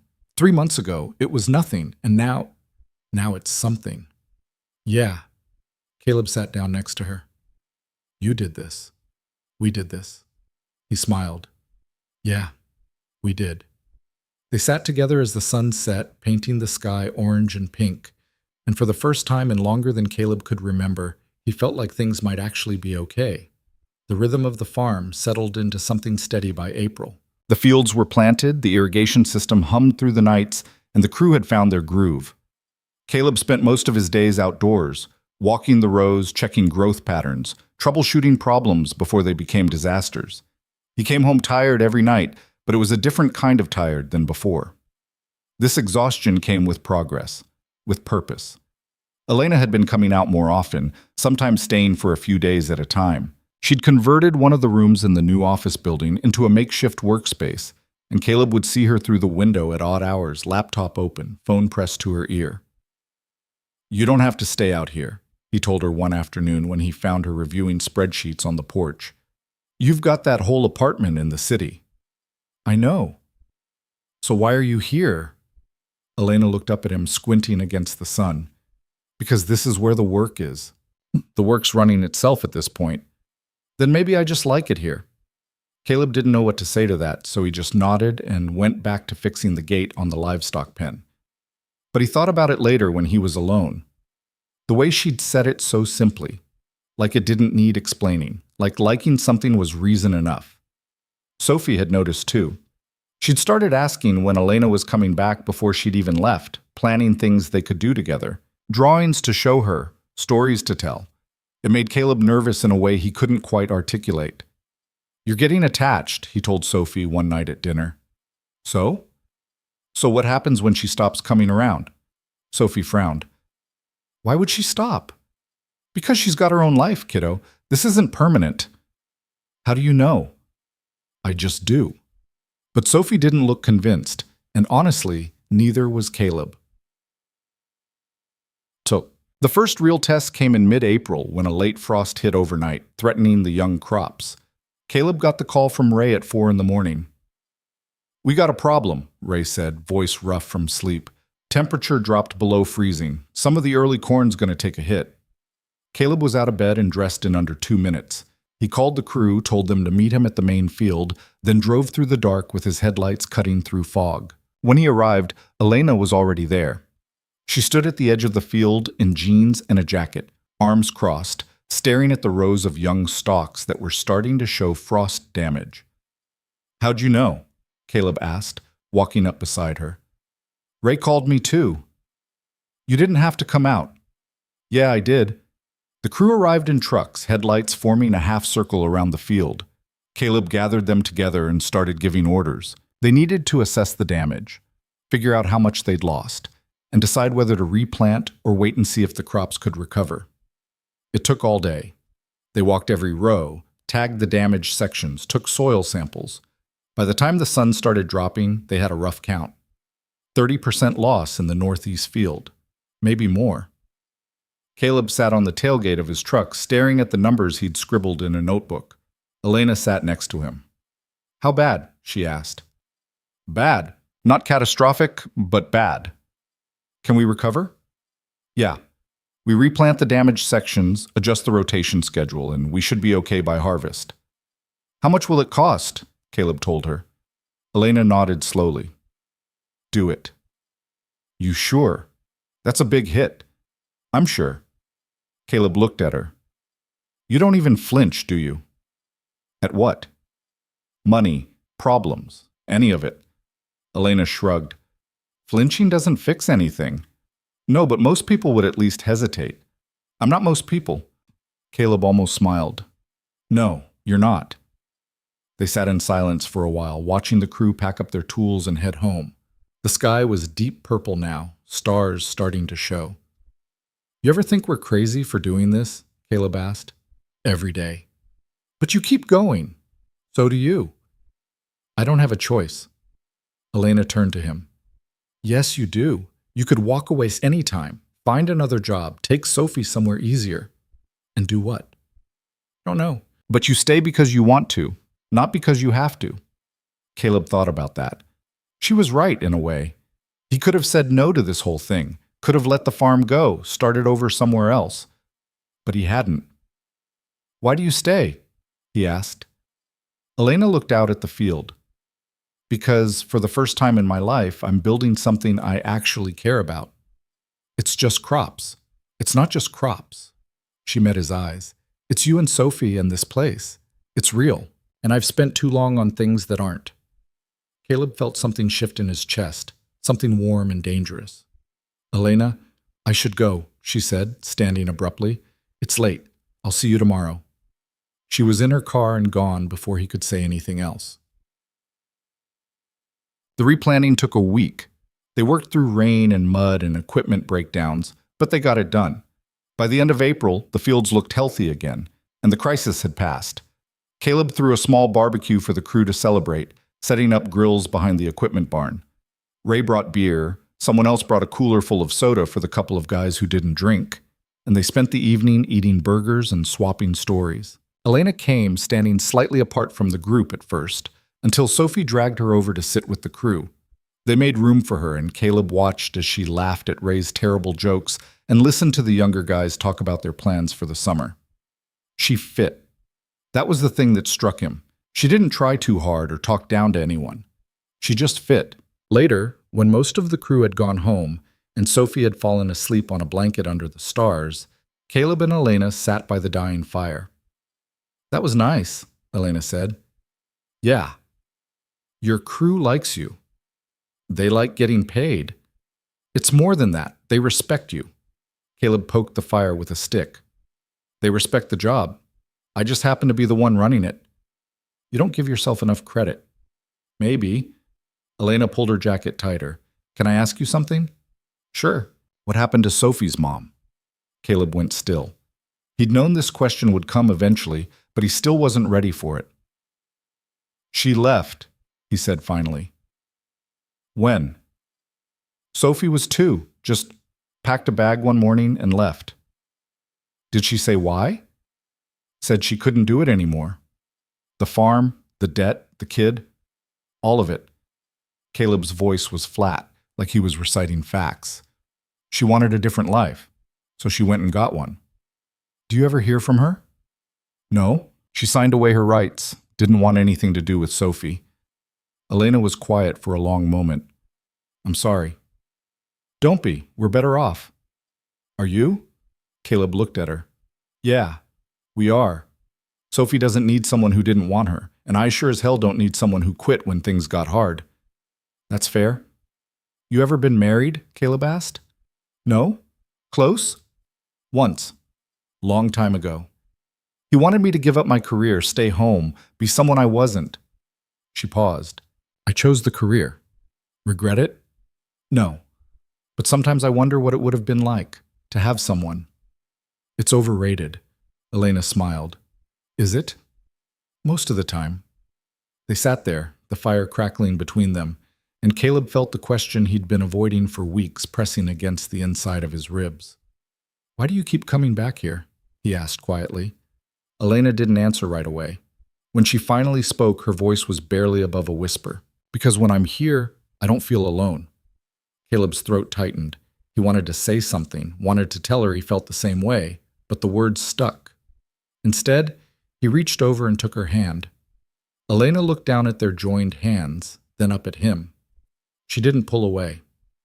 They sat like that until the fire burned down to embers, Sophie sleeping a few feet away, the night quiet around them. May brought warmer weather and longer days. The crops were thriving, and the operation was running smoother than Caleb had dared to hope. He'd hired 2 more people, bringing the crew up to 7, and they'd started planning for the livestock expansion Elena wanted to add in the fall. But something had shifted between him and Elena, and they both felt it. She still came out to the farm, still reviewed reports and made decisions, but there was a carefulness now that hadn't been there before. They didn't sit as close, didn't let conversations drift into personal territory. It was Sophie who finally called them out. Are you and Elena fighting? She asked one night while Caleb was tucking her in. What? No, why would you think that? Because she's being weird, and you're being weird. We're not being weird. Sophie gave him a look that said she didn't believe him. Did you say something mean? No. Did she? No, Sophie, we're fine. Then why doesn't she eat dinner with us anymore? Caleb didn't have an answer for that. The next day, he drove out to the office building and found Elena at her desk, buried in paperwork. We need to talk, he said. Elena looked up. About what? About this. He gestured between them. Whatever this is. I don't know what you mean. Yes, you do. Elena set down her pen. Caleb, Sophie thinks we're fighting, and she's not wrong. We've been avoiding each other for 2 weeks. I've been busy. Bullshit. Elena flinched. Caleb never swore, not around Sophie, and rarely even when she wasn't there. He sat down across from her. Look, I don't know what's happening here, but I know something is, and I think we need to figure it out before it gets worse. What do you want me to say? The truth. Elena stood, walking to the window. She stared out at the fields for a long time. I'm scared, she said finally. Of what? Of this. Of caring too much. Of screwing it up. You're not going to screw it up. You don't know that. Neither do you. She turned to face him. I've built my whole life on control, Caleb, on knowing the outcome before I make a move. And this, you and Sophie and this place, I don't know how it ends, and that terrifies me. Caleb stood, closing the distance between them. You think I'm not scared? I've got a kid who's already attached to you. I've got a job that depends on you. And somewhere along the way I started... He stopped. Started what? Elena asked softly. Caring about you. More than I should. The words hung between them, heavy and real. Elena's eyes searched his face. Caleb, I know it's complicated. I know there's 1,000 reasons this is a bad idea, but I can't keep pretending I don't feel it. What if it doesn't work? What if it does? Elena looked at him, and he saw the war happening behind her eyes. Fear and hope, and something that looked like longing. I don't want to hurt Sophie, she said. Then don't. It's not that simple. Why not? Because if this falls apart, it's not just us. It's her too. And I can't... Her voice broke. I can't be another person who leaves her. Caleb stepped closer, close enough that he could see the tears she was fighting. Then don't leave, he said quietly. You don't know what you're asking. Yeah, I do. Elena closed her eyes. I don't know how to do this. Neither do I. But we can figure it out. She opened her eyes, and the fear was still there. But so was something else. Something that looked like yes. Okay, she whispered. Yeah? Yeah. Caleb reached up, cupping her face gently, giving her every chance to pull away. She didn't. He kissed her, soft and careful, and she kissed him back. When they pulled apart, Elena let out a shaky breath. We're really doing this, she said. Looks like it. Sophie's going to lose her mind, Caleb smiled. Probably. They told Sophie the next day, sitting her down at the kitchen table like it was some kind of official announcement. So, Caleb started, already feeling awkward. You know how you've been asking if Elena and I are friends. Sophie nodded, eyes wide. Well, we're still friends, but we're also... He looked at Elena for help. We care about each other, Elena said. In a different way than just friends. Sophie blinked. Then her face split into the biggest grin Caleb had ever seen. Are you boyfriend and girlfriend? Yes, Elena said, saving him. We are. Sophie squealed and launched herself at Elena, hugging her so hard she almost knocked her chair over. I knew it! I knew it! Caleb shook his head, smiling despite himself. You're not surprised? No, you guys look at each other all the time. We do not. Yes, you do. Sophie turned to Elena. Does this mean you're going to live here? I don't know yet, sweetheart. We're taking it slow. But you'll visit more, right? Definitely. Sophie hugged her again, then ran outside, probably to tell the chickens or the trees or anyone who would listen. Caleb looked at Elena. Well, that went better than expected. She's a good kid. She loves you. Elena's eyes softened. I love her too. Caleb reached across the table, taking her hand. We're going to be okay. You sound pretty sure about that. I am. Elena squeezed his hand. I hope you're right. The next few weeks were strange and wonderful and occasionally awkward. They didn't announce anything to the crew, but word got around anyway. Ray made a joke about the boss getting lucky, and one of the younger guys asked if this meant they'd get better Christmas bonuses. Caleb ignored them and kept working. Elena started staying over more, sleeping in the guest room to keep things appropriate for Sophie. But sometimes, after Sophie was asleep, she and Caleb would sit on the porch and talk until the early hours, about everything and nothing. What do you want? Elena asked him one night. Long term, I mean. Caleb thought about it. This. Sophie safe and happy, the farm running, you here. That's it? That's everything. Elena leaned her head on his shoulder. I used to think I wanted more. Bigger house, more money, more success. But I think I just wanted to matter. You matter. I know, that's the weird part. I finally believe it. They sat in comfortable silence, the night sounds of the farm settling around them. I'm glad you broke down on that road, Caleb said. Elena laughed. Me too. Well, June brought the first real conflict. Elena's business partner in the city called, wanting her to come back for an important deal. It would take a week, maybe 2, and it couldn't wait. I have to go, she told Caleb. This is a $20 million contract. I can't just walk away from it. I know, but I'll be back, I promise. I know that too. Sophie took it harder. She cried when Elena packed her bag, and Caleb had to explain 3 times that Elena wasn't leaving forever, just for a little while. "But what if she doesn't come back?" Sophie asked, voice small. "She will." "How do you know?" "Because she loves us, and people who love you don't just disappear." Elena overheard from the doorway. She came in and knelt in front of Sophie. "Your dad's right. I'm coming back. This is home now, okay?" Sophie nodded, wiping her eyes. Elena left the next morning, and the house felt emptier than it had in months. Caleb threw himself into work, keeping busy so he wouldn't think about how much he missed her. It had only been a few months, but somehow Elena had become part of the fabric of their lives, and her absence left holes. She called every night, talking to Sophie first, then to him. The conversations were never long enough. "How's the deal going?" Caleb asked. "Slowly, but we're getting there." "You okay?" "Tired. I forgot how exhausting this life is." "You miss it?" Elena was quiet for a moment.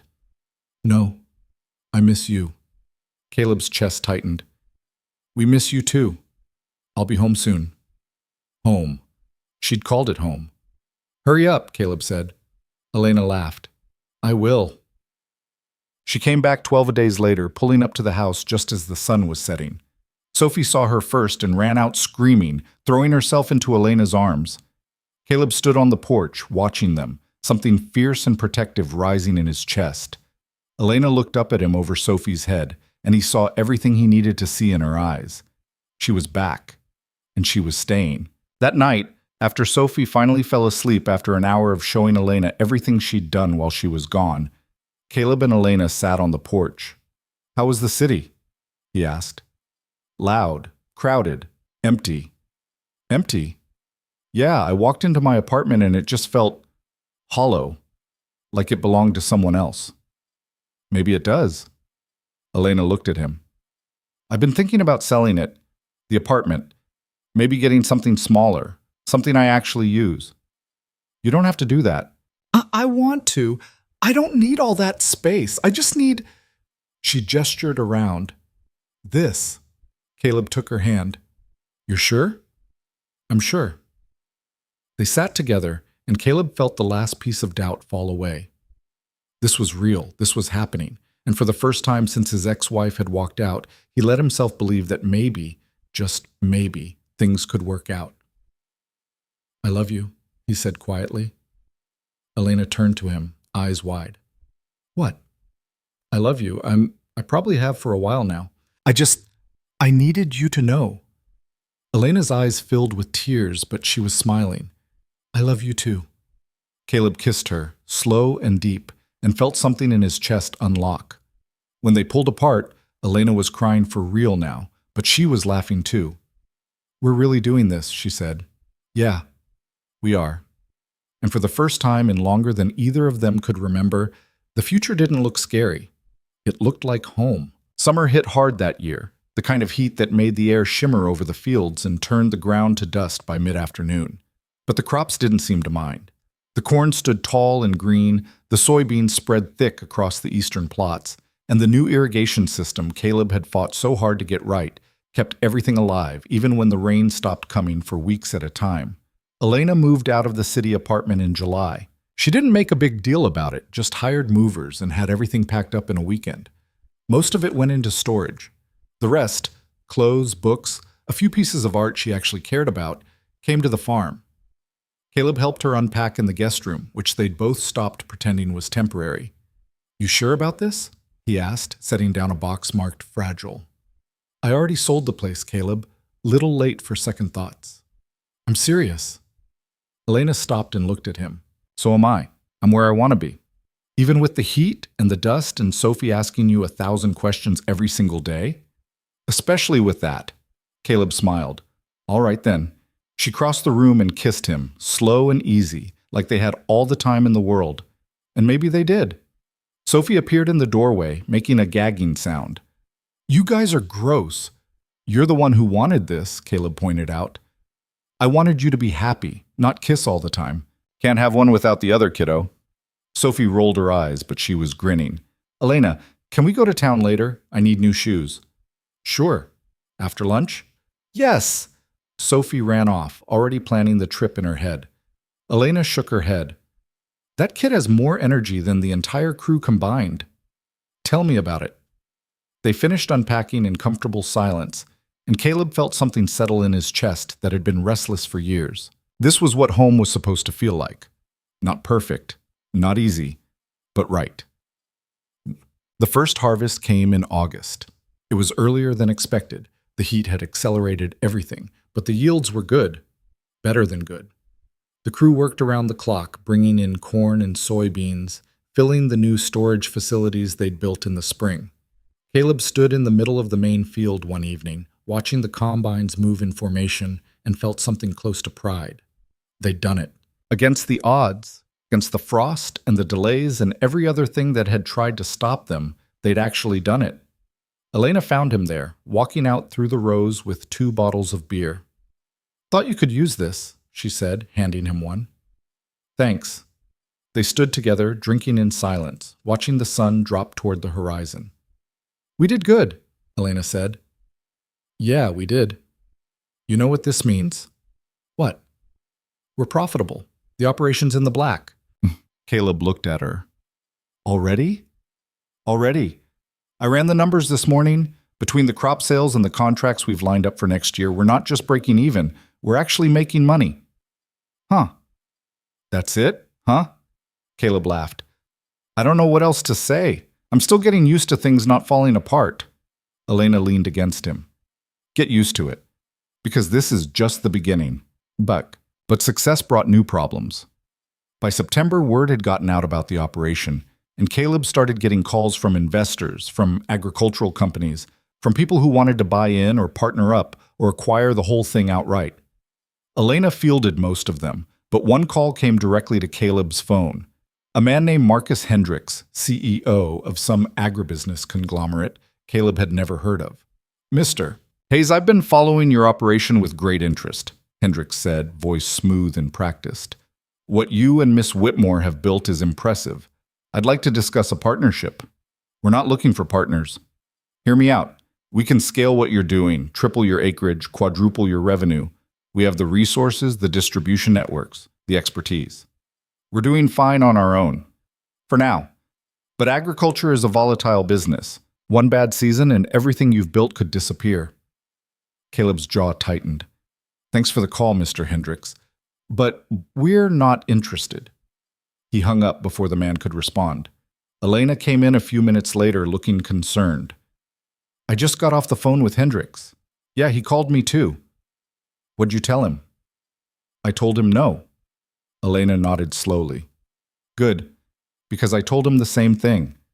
"You think he'll back off?" "Guys like Hendricks don't back off, but we'll deal with it if we have to." Caleb wanted to believe her, but something about the call sat wrong with him. Men like Hendricks didn't take no for an answer. They just found other ways to get what they wanted. He was right to worry. 2 weeks later, Ray pulled him aside during the morning shift. "Boss, we got a problem." "What kind of problem?" 3 of the crew got offers yesterday. From Hendricks AgriCorp, double their current salary, benefits package, the whole deal. Caleb's stomach dropped. Did they take it? Not yet, but they're thinking about it. Who? Ray rattled off 3 names. Good workers. People Caleb had personally hired and trained. Damn it. Yeah. Caleb found Elena in the office, already on the phone with her lawyer. "I know about Hendricks," she said when she hung up. "He's trying to poach our crew. Can he do that?" "Legally? Yeah. We can't stop people from taking better offers." "So what do we do?" Elena thought for a moment. "We match the offers, and we make sure everyone knows they're valued here." "Can we afford that? Can we afford to lose them?" Caleb nodded. "I'll talk to them." He gathered the 3 crew members that afternoon, meeting them in the equipment barn away from everyone else. "I heard about the offers," Caleb said without preamble, "and I get it. Double salary is hard to turn down." The men shifted uncomfortably. "But I want you to know what you'd be walking into," Caleb continued. "Hendricks runs factory farms. You'd be a number on a spreadsheet. Here, you're part of something we're building together." "With all due respect, boss," one of them said, "we got families to feed. Principals don't pay the bills." "You're right, they don't." Caleb took a breath. So we're matching the offers, same salary, same benefits. And I'm adding profit sharing. You help make this place successful, you get a piece of it. The men looked at each other. You're serious? Another asked. Yeah, I am. Why? Because you're worth it. And because I'm not going to let Hendricks gut this operation just to prove a point. The men agreed to stay. Word spread quickly, and by the end of the week, the whole crew knew that Caleb and Elena had their backs. But Hendricks wasn't done. The real attack came in October, just as they were preparing for the second harvest. Caleb got a call from the county inspector's office, informing him that there had been complaints about their operation. Environmental violations, unsafe working conditions, improper waste disposal. None of it was true. Caleb spent 3 days with inspectors crawling over every inch of the farm, reviewing permits, checking equipment, interviewing crew members. In the end, they found nothing, because there was nothing to find. This was Hendricks, Elena said when the inspectors finally left. He's trying to bury us in red tape. Can he do that? He can try, but it'll cost him too. Filing false complaints, harassment, our lawyers building a case. How long will that take? Months, maybe longer. Caleb felt the weight of it pressing down. I'm tired of fighting. Elena took his hand. I know, but we don't have a choice. If we back down now, we lose everything. Maybe we should just sell, take the money and walk away. You don't mean that. Caleb looked at her. Don't I?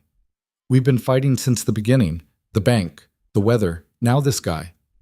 When does it end? When we make it end, Elena's voice was firm. We built this, Caleb, you and me, and I'm not giving it up because some corporate asshole thinks he can bully us. Caleb wanted to argue, but he saw the fire in her eyes and knew she was right. All right, he said, we fight.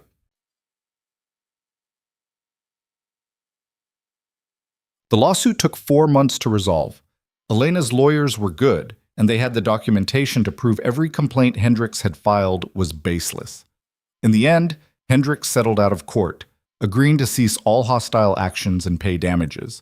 It wasn't a huge victory, but it was enough. By the time winter rolled around again, things had finally started to calm down.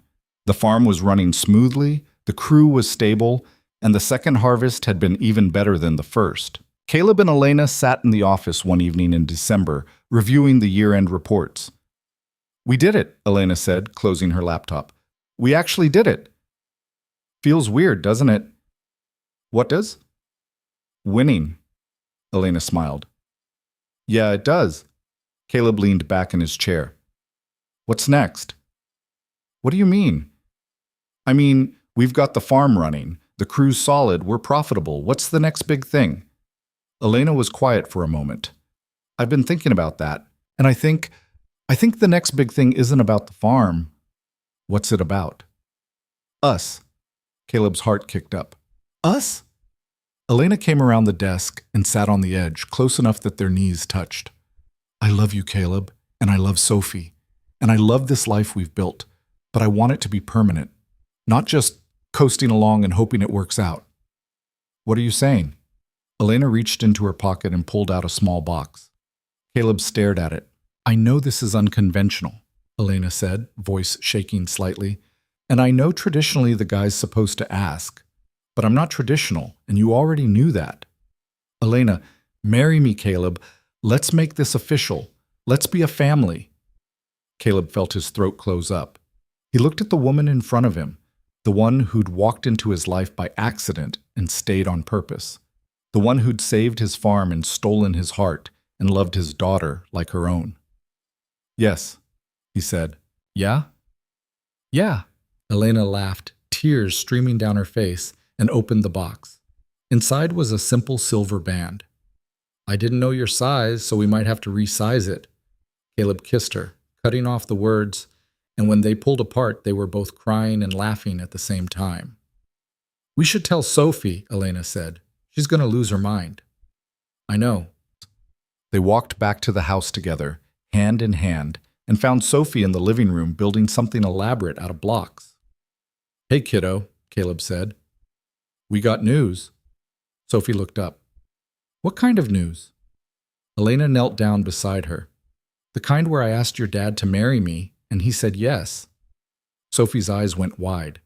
Then she screamed, launching herself at both of them, and they all went down in a heap on the floor, laughing and crying and holding each other. "Does this mean you're going to be my mom?" Sophie asked when she finally calmed down. Elena's breath caught. "If that's okay with you." "It's more than okay. It's perfect." They got married in the spring, right there on the farm with the crew as witnesses and Sophie as the flower girl. It was small and simple and exactly what they both wanted. Ray gave a speech that was mostly jokes, but ended with something surprisingly heartfelt about second chances and building something that lasts. The crew cheered, Sophie cried happy tears, and Caleb kissed his wife while the sun set over the fields they'd planted together. That night, after everyone had gone home and Sophie was asleep, Caleb and Elena stood on the porch looking out at the farm. "You know what I realized?" Elena said. "What?" "I spent my whole life chasing success, building businesses, making money, proving I was good enough. And I thought that's what would make me happy. And it turns out happiness was never about any of that. It was about this, about finding people who matter and building something real with them." Caleb pulled her closer. "Took you long enough to figure that out." "Better late than never." "True." They stood there in comfortable silence, listening to the sounds of the farm settling for the night. Somewhere in the distance, an owl called. The wind moved through the crops, life continuing, steady and sure. "I'm glad your car broke down that night," Caleb said. Elena laughed. "Me too." "You think we would have met any other way?" "No. I think it had to happen exactly like it did." "A fate, huh?" "Maybe, or maybe just dumb luck. I'll take it either way." Elena turned in his arms, looking up at him. "I love you, Caleb Hayes." "I love you too, Elena Hayes." It still felt strange hearing her with his last name. Good strange.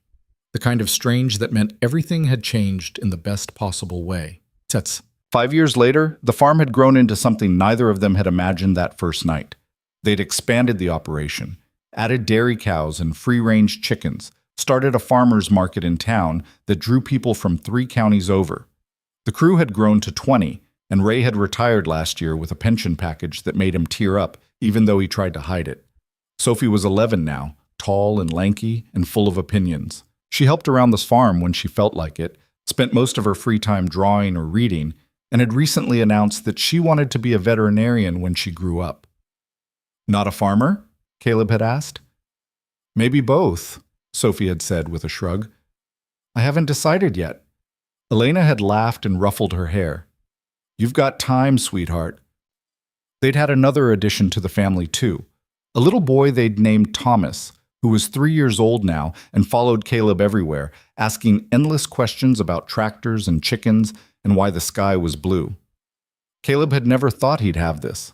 A wife who loved him, 2 kids who were healthy and happy, work that mattered, a home that felt solid. But here it was, real and messy and beautiful. One evening in late summer, the whole family sat on the porch after dinner. Sophie was showing Thomas how to catch fireflies in a jar, and Elena leaned against Caleb, watching them. "You think they'll want to run this place someday?" Elena asked. "Maybe, maybe not. Long as they're happy, I don't care what they do." "You've gotten soft." "Have I?" "Yeah, but I like it." Caleb kissed the top of her head. "I'm glad." Sophie came running up, jar full of blinking lights. "Look, we got 12. "That's a lot," Elena said. "Can we keep them?" "Only if you let them go before bed." Sophie nodded solemnly and ran back to Thomas. Caleb watched his daughter, then his son, then looked at his wife. And he thought about that night 5 years ago when a stranger had knocked on his door, desperate and lost. He thought about how close he'd come to losing everything. And he thought about how one act of kindness, one decision to help someone who needed it, had changed the entire trajectory of his life. People talk about fate like it's some grand design, like everything happens for a reason. Caleb didn't know if he believed that. But he believed in choices. He believed that how you treat people matters, that kindness counts, that sometimes the best things in life come from the moments when you decide to open the door instead of keeping it closed. He'd been drowning when Elena showed up, barely holding on, one bad week away from losing everything. And she'd been drowning too, in a different way. lost in a life that looked successful on the outside but felt empty inside. They'd saved each other, not in some dramatic, sweeping way, but in the small moments, the shared meals, the hard conversations, the decision to show up and keep showing up even when it was easier to walk away. That's what love was, Caleb had learned. Not the big gestures or the perfect moments, but the choice to stay, to build, to believe that what you were creating together was worth the work. Elena squeezed his hand, and he squeezed back. "What are you thinking about?" she asked. "How lucky I am." Luck had nothing to do with it. "No? No, you worked for this. We both did." "I guess we did." Sophie released the fireflies, and they watched the light scatter into the darkness, little sparks of brightness against the night. Thomas climbed into Caleb's lap, already half asleep, and Caleb held his son close. "Daddy?" Sophie asked, sitting down on the porch steps. "Yeah? Do you think we'll always be together? Like this?" Caleb looked at Elena, then back at his daughter. "I think as long as we keep choosing each other, we will be. What if something bad happens? Then we deal with it, together." Sophie nodded, satisfied with that answer. Later, after the kids were in bed and the house was quiet, Caleb and Elena sat on the porch one last time. "You think we did good?" Caleb asked. "With what?" "All of it, the farm, the kids, this life." Elena was quiet for a moment. "Yeah, I think we did better than good." "You have any regrets?" "Not a single one." Caleb pulled her close, and they sat there in the darkness, listening to the night sounds of the farm, the crickets and the distant lowing of cattle and the wind moving through the crops. This was home, not the house or the land or any physical place, but this, the people, the connection, the life they'd built together from nothing. And as Caleb sat there with his wife in his arms and his children sleeping safe inside, he realized something fundamental. Success wasn't measured in money or acreage or how much you owned. It was measured in moments like this, in the people who showed up, in the love you gave and received. He'd spent years thinking he was failing because he couldn't keep the farm afloat alone, but he'd been asking the wrong question. It was never about doing it alone. It was about finding the people who wanted to build something with you, who saw you struggling and offered a hand, who stayed when things got hard because they believed in what you were creating together. Elena had given him that, and he'd given it back to her. They'd saved each other. And in doing so, they'd built something neither of them could have built alone. The farm thrived not because of money or luck, but because it was built on something real: partnership, trust, love. And that, Caleb thought, was worth more than anything money could buy. "I love you," he said into the darkness. "I love you too," Elena replied. And in that moment, sitting on the porch of the home they'd built together, surrounded by the life they'd created, Caleb Hayes finally understood what it meant to have everything.